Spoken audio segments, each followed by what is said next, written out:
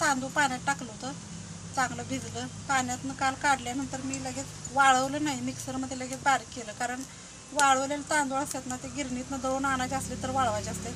तर आपल्याला मिक्सरमध्ये बारीक करायचं म्हटलं तर लगेच पाण्यातनं काढायचं, पाणी पूर्ण नितळायचं आणि मिक्सरच्या भांड्यातून काढून घ्यायचं. तर रात्री मी मिक्सरच्या भांड्यातून पूर्ण असं बारीक पीठ बनवून घेतलं आणि पाण्यात भिजू घातलं होतं.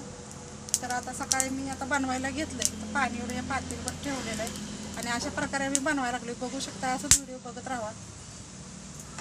पाणी बघा अशा प्रकारे उकळून घेतले आणि ताट आहे ना, असं पालथं घालायचं. जसं आपल्याला आकार पाहिजे, म्हणजे जेवढी आपल्याला भातुडी सालपापडी बनवायची आहे ना, तेवढंच पीठ घ्यायचं. तर मी आता एवढंच थोडं पीठ घेतलंय. तर असं फक्त आपण असं ताट फिरवायचं, गोल गोल करायचं, म्हणजे आपली सालपापडी अशी पसरते.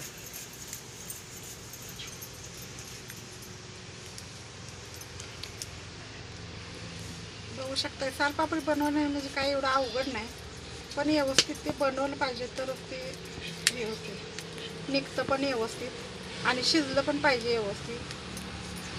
याच्यामध्ये आपण तीळ किंवा जिरं वगैरे पण घालू शकतोय, पण आमचं तर आवडत नाही, त्यामुळे मी काही टाकलेलं नाही ह्याच्यामध्ये.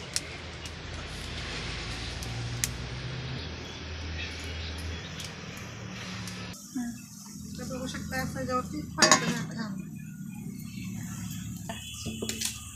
आणि बघा, हे ताट ठेवल्यानंतर साईडनं बिलकुल वाफ बाहेर नाही गेली पाहिजे, तर आपली सालपापडी छान शिजते.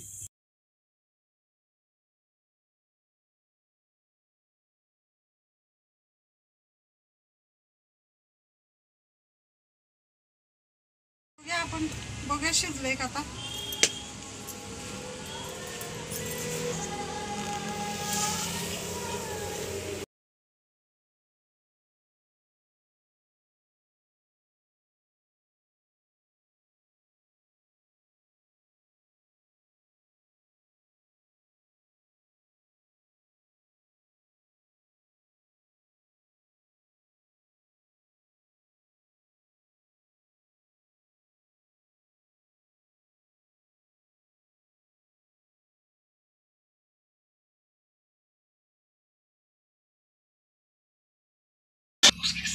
तर बघू शकता, असं सुईनं पूर्ण असं मोकळं करून घ्यायचं साईडची बाजू.